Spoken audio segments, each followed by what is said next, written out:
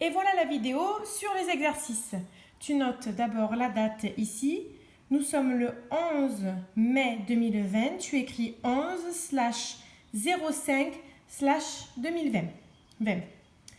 Retour à l'écurie, ce qui correspond à l'image de Taoki que nous avons vue. Premier exercice. Entoure les dessins quand tu entends le son ouin. Je te donne tous les mots.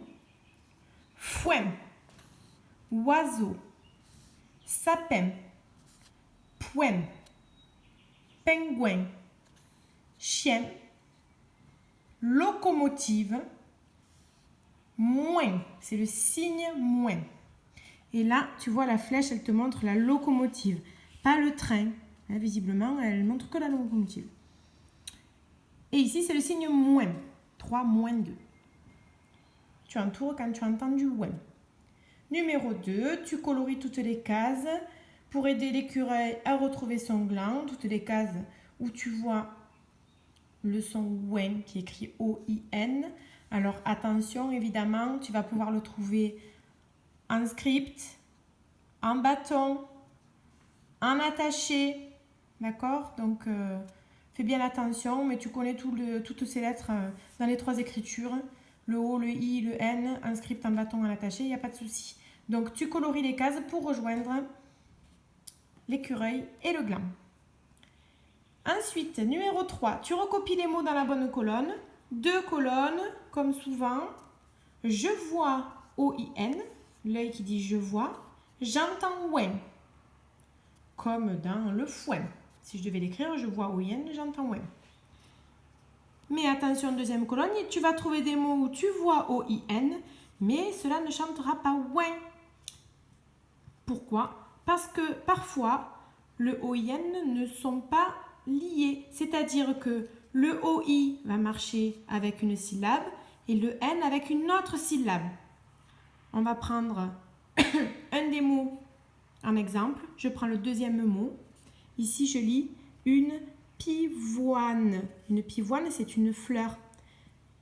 Je vois bien O-I-N, mais ils ne sont pas mariés.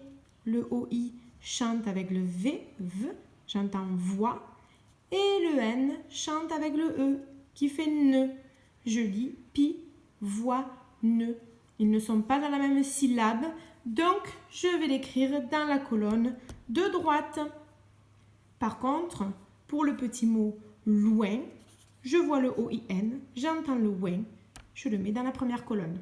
Tu fais ça avec tous les mots qui sont donnés.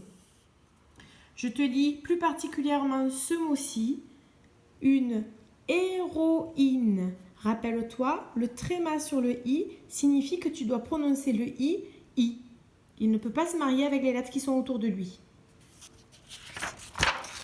Page 22, on a encore l'exercice numéro 4, le 5 et le 6 à faire. Le numéro 4, tu coloris de la même couleur les mots qui ont la même syllabe. D'accord? Donc évidemment, ce sera les syllabes avec le son ouin qui vont m'intéresser.